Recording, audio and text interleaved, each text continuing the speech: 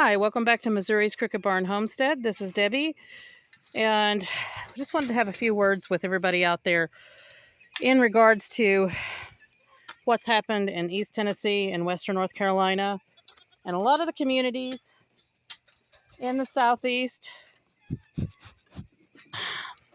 I'm out here in the pasture right now, walking around with the goats, but just wanted to have a few words with everybody. As most of you know that have been following my channel for a while, I'm originally from East Tennessee, from a place called Roan Mountain, Tennessee. When I was growing up in elementary school, pretty much when I was born, I lived in Hampton, Tennessee. And if you know, with Helene, the hurricane that came through recently, and basically the outskirts of it that hit Tennessee, it was pretty much completely devastated.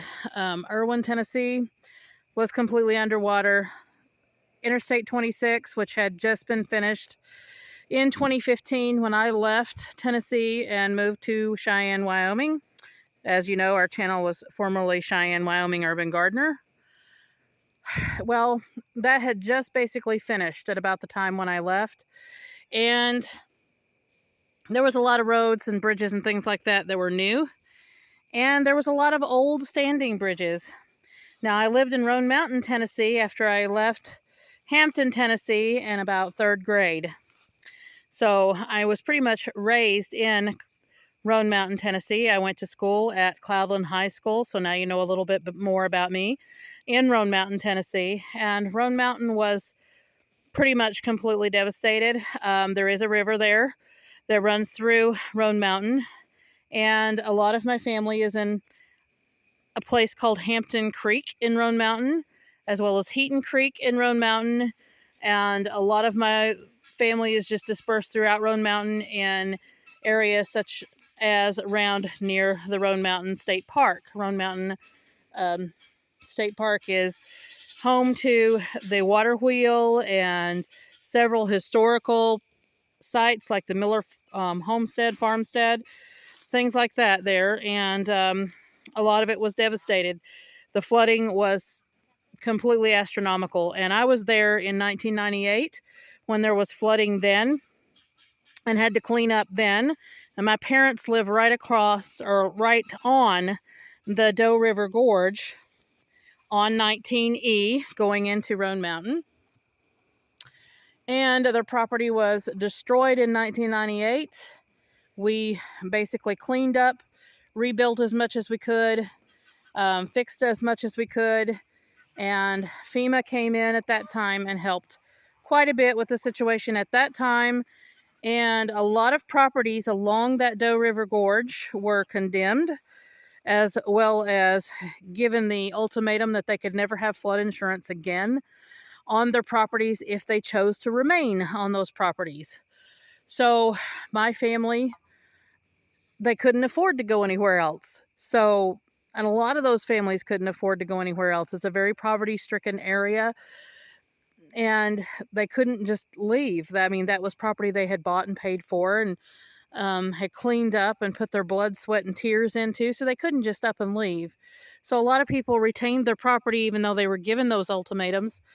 My family was no different than any of the others.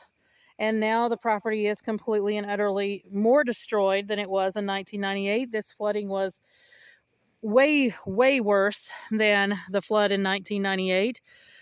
I still have footage of the flood in 1998. There's footage you can find online on YouTube. If you just go have a search for the 1998 flooding in Roan Mountain, Tennessee, Hampton, Tennessee, Elizabethton, Tennessee, you can see a lot of the damage that was made then. So go back and look at that footage, look at the new footage that's coming out. And if you notice, there's a lot of mention about Erwin, Tennessee, and there's a lot of mention about Western North Carolina, but not a whole lot of mention of Roan Mountain, Tennessee. A lot of those areas are still inaccessible because the roads were cut off. A lot of people are still without electricity. They're still without phone service.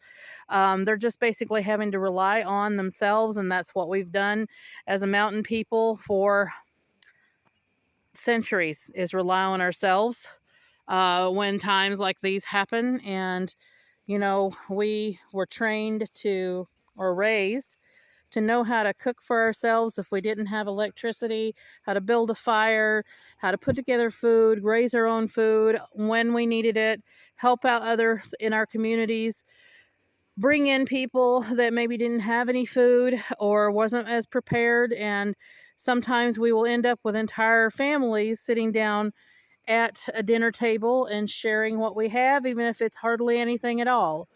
So that's how the communities in the Appalachian area um, survive. But if you notice, the media is not really talking about Roan Mountain. They're not really talking about Hampton, Tennessee.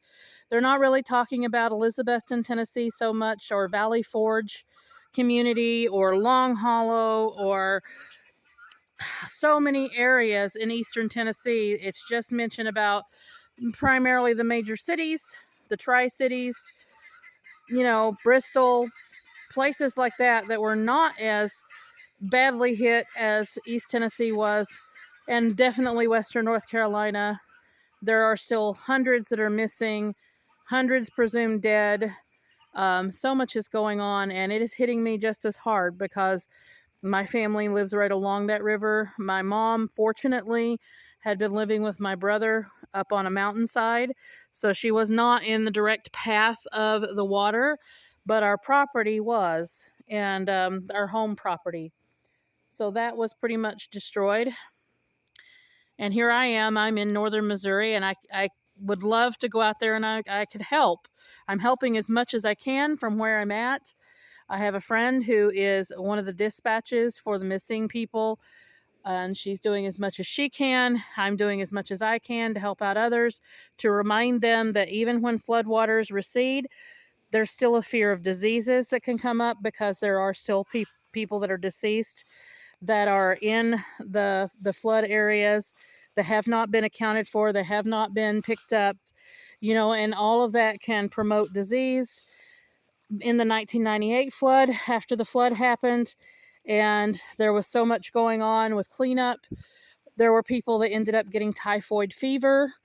I was one of the people that was wading out into the waters, trying to save things.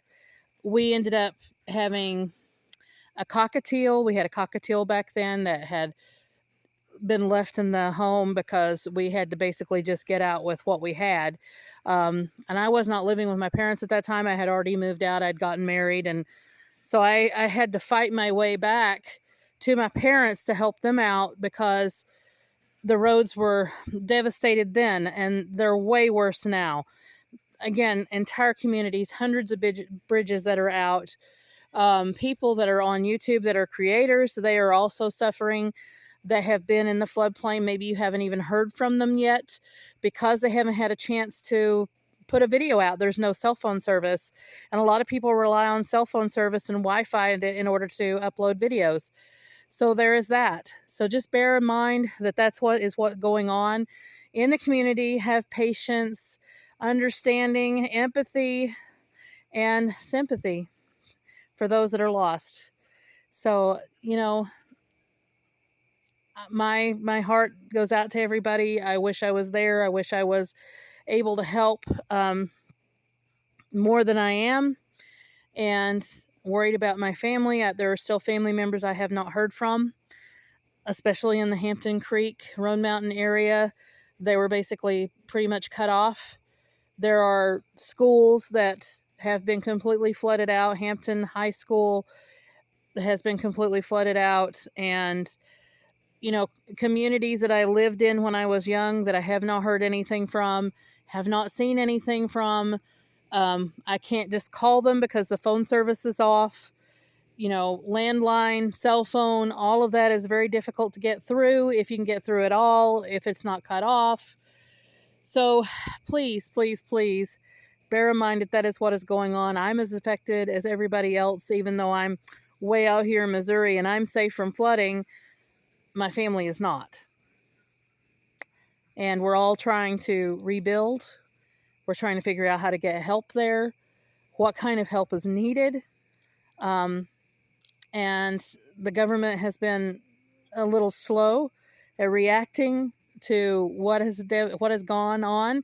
And, as I was trying to tell my mom and I'm telling others, when I finally could talk to her on the phone, I said, there's no dollar signs that you can put on the kind of devastation that had happened. I mean, all of these bridges, interstates, trees, um, complete river paths that have changed forever, that have happened with what's going on. And all I can do is just, and all that anyone can do really is just sit back and say, well, I'm here and I can help you. When we can get in contact with you, open your homes, your hearts for these people, and let's help them hand up to get back on their feet. Try to rebuild what they have and not lose what they have. Because, again, another thing that happened after the 1998 flood is that people lost their properties because it was deemed that that was what was going to happen. So, you can't replace lives. You can't replace some things that are completely lost. So again, this is Missouri Cricket Barn Homestead. This is Debbie. Like, subscribe, hit the notification bell for notices on new videos that are coming out. Also, be careful of all of the YouTube creators out there.